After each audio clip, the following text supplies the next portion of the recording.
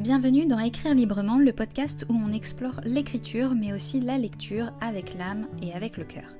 Aujourd'hui, j'aimerais te parler des liens d'âme, mais pas dans leur version idéalisée ou stéréotypée. Plutôt dans ce qu'ils peuvent nous révéler quand on les lit, quand on les ressent dans un roman, et si nos lectures façonnaient notre manière de vivre les relations. Dans cet épisode, on va parler d'amour, de connexion profonde, de ce qu'on appelle parfois des âmes sœurs. De manière générale ou très clairement, ça veut tout dire et rien dire en même temps. Bien entendu, je ne suis pas fan des clichés et j'aimerais en sortir le plus possible dans cet épisode, en revenant au vrai, au sensible, à l'authentique. En tant que lecteur-lectrice, on cherche souvent de l'intensité. On aime les grandes histoires, les coups de foudre, les retrouvailles, et c'est normal, c'est beau. Mais parfois, la fiction crée des attentes irréelles. On idéalise les relations toxiques sous couvert de passion. On confond intensité et instabilité.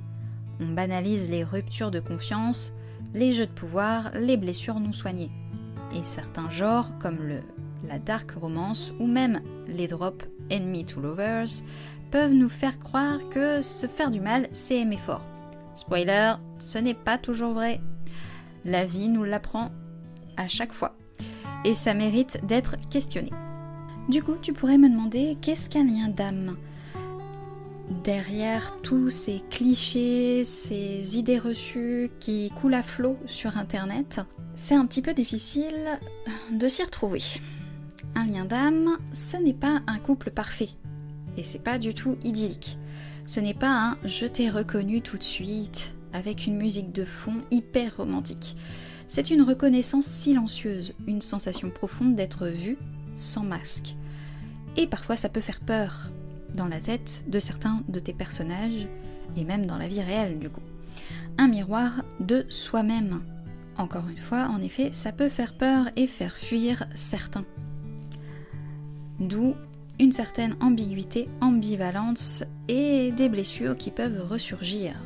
Bref, un cocktail qui peut créer davantage de tension qu'une romance vraiment idyllique.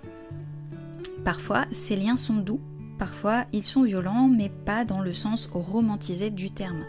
Ils viennent réveiller quelque chose, ouvrir une porte, forcer une transformation. Et ça, la fiction peut le raconter sans déformer.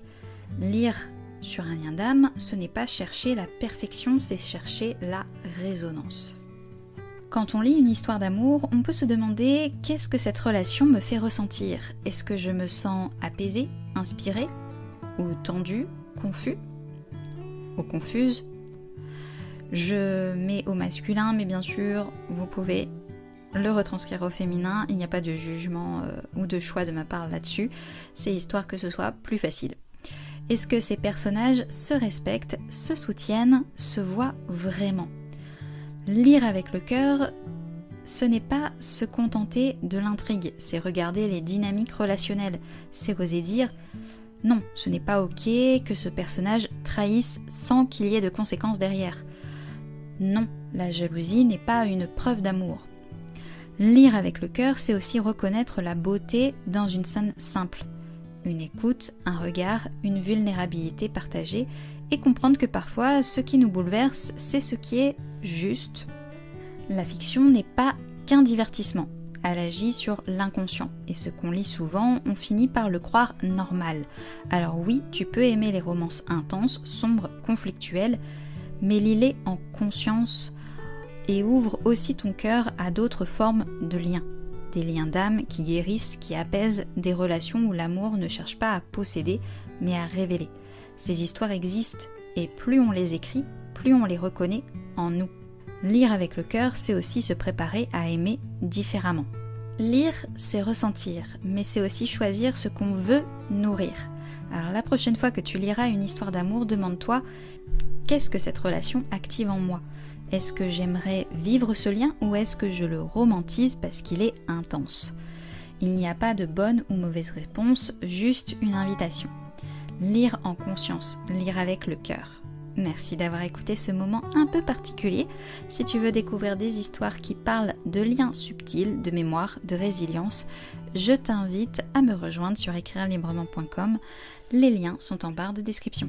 et surtout continue de lire avec ce qui vibre en toi.